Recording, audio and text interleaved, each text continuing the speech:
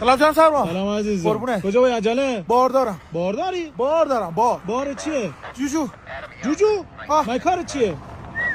یعنی چی؟ شوتی. مدارک. شانست بزنه همراهم باشه. نه دفترچه تبذیر روغنی بدم. سرعت اونجا 100 تا بود 200 تا میرفتی. هیچی نگو که فعلا یکی داره با 200 تا میاد رومون. خیلی چرت برام آشنا یوسفی. زاره هستم. فس.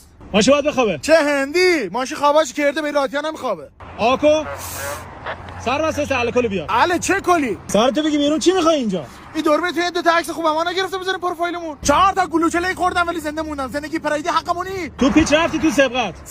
سرقت؟ سبه چه قتی؟ کمربند هم نبسته بودی. یا به احترام خودت یه دنده سفته.